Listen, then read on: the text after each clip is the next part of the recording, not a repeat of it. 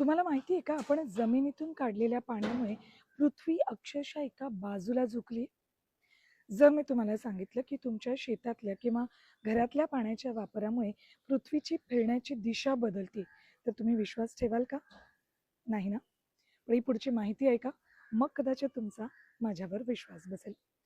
ऐकायला जरी एखाद्या सायन्स फिक्शन चित्रपटासारखं वाटत असलं, तरी मानवाच्या हस्तक्षेपामुळे पृथ्वीच्या गतीवर आणि तिच्या अक्षावर गंभीर परिणाम झालेला आहे. जिओफिजिकल रिसर्च लेटर्स या प्रसिद्ध जर्नलमध्ये एक धक्कादायक शोध निबंध प्रसिद्ध झालाय. त्यानुसार 1993 ते 2010 या अवघ्या 17 वर्षांच्या कालावधीत मानवानं जमिनीतून तब्बल 2150 गिगाटन म्हणजेच 2.15 लाख कोटी टन पाणी उपसले.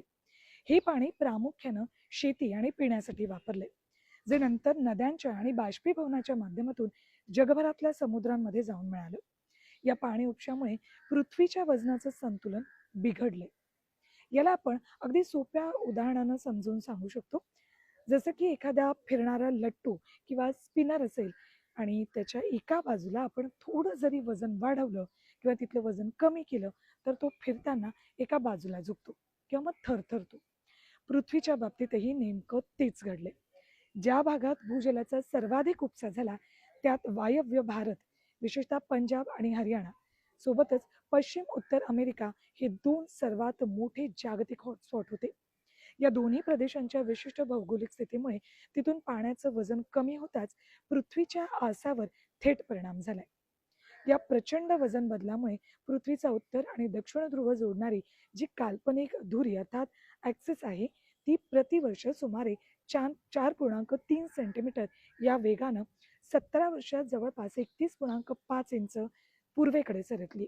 या भौगोलिक बदलाचे परिणाम केवळ पृथ्वी झुकण्यापुरते मर्यादित नाहीयेत, तर जमिनीच्या पोटातून काढून समुद्रात ढकललेल्या या अफाट पाण्यामुळे याच 17 वर्षांच्या काळामध्ये जगभरातील समुद्राची पातळी 6.24 मिलीमीटरनं वाढली आहे.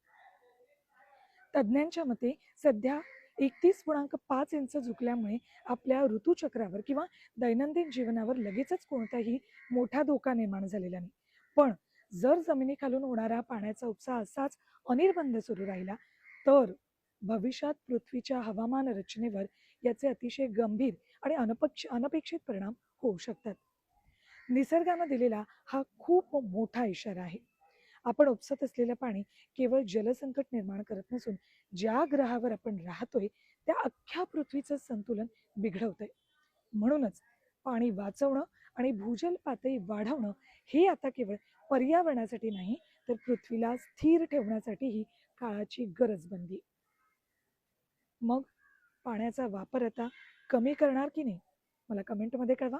आणि हो, अशाच तुमच्या कामाच्या माहितीसाठी आणि रंजक माहितीसाठी मला फॉलो करायला विसरू नका. आणि एक आवाहन, हा व्हिडिओ जास्तीत जास्त लोकांपर्यंत पोहोचवा.